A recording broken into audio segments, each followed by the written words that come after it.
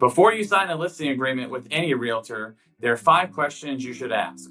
The answers should be clear, specific, and honest. A listing agreement is a binding contract. So before you put your name on the line, here's what I'd recommend you to find out first. I've been in real estate for over 20 years, and one of the most common things I hear from sellers who had a bad experience is that they didn't ask enough questions up front. They liked the agent told them what they wanted to hear, and then they signed.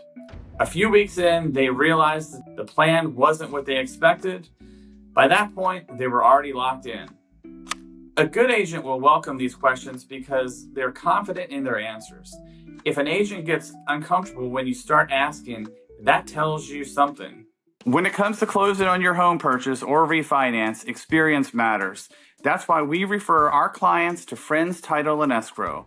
They are attorney-owned and operated with local offices in Maryland and West Virginia. Friends Title and Escrow have you covered for all your closing needs. Licensed in Maryland, West Virginia, Pennsylvania, and Florida. They combine today's technology with an old-school personal touch. Question number 1. What is your pricing strategy and how did you arrive at this number? Any agent can give you a price. What you want to understand is how they got there. Are they pulling comparable sales from your neighborhood?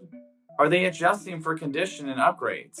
Or are they just telling you what you want to hear to win the listing? An agent who overprices your home to get a signature is doing you a disservice.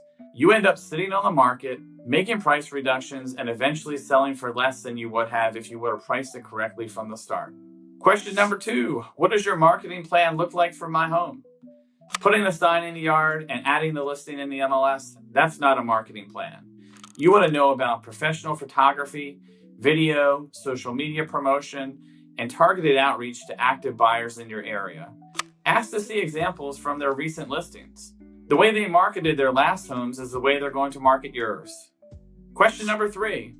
What are you charging and what does that include?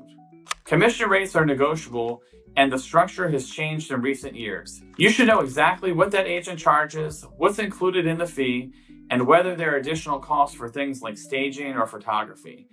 Ask for a seller's net sheet so you can see what you'd actually walk away with. And keep in mind that the lowest commission doesn't always mean the best value. What matters is what your net is in the end.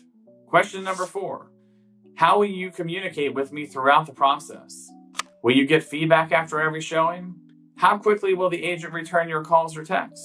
Will you get a weekly update, even if there's nothing new to report? This is one of the biggest reasons sellers get frustrated during the listing. Set those expectations before you sign, not after things start to feel off.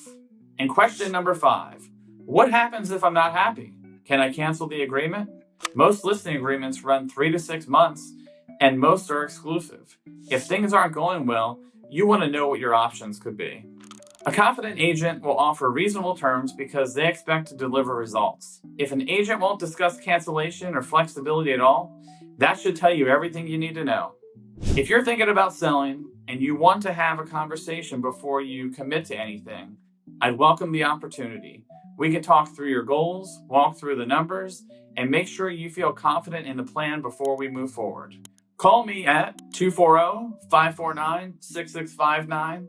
Email me at j@dayhometeam.com or visit our website at dayhometeam.com.